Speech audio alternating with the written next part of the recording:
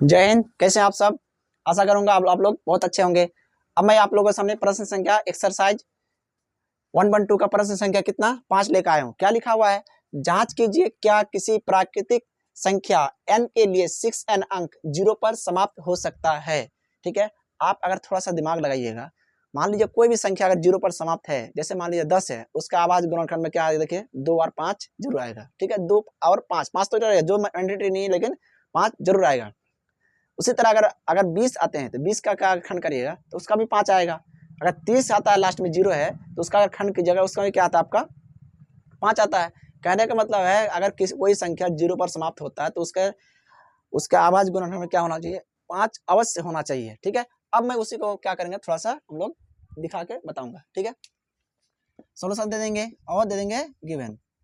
क्या लिखेंगे? माना कि 6n अंक क्या 0 पर समाप्त हो सकता है। जब समाप्त हो सकता है तो उसका क्या कंडीशन है? तो 6n अंक बराबर, इसको अगर तोड़ते हैं तो 2 गुना 3 n हो जाता है।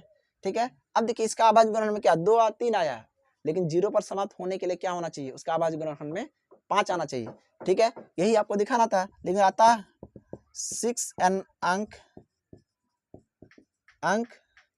0 पर समाप्त नहीं हो सकता है, क्योंकि कंडीशन दे दें, क्योंकि कोई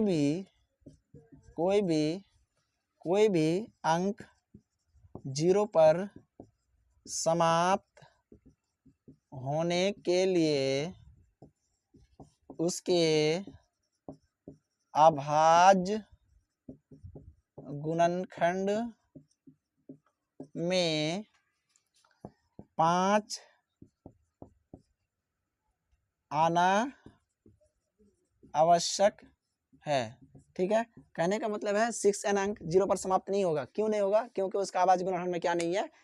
5 नहीं है। मतलब कोई भी संख्या अगर 0 पर समाप्त है, उसके आवाज गुणनखंड में क्या है?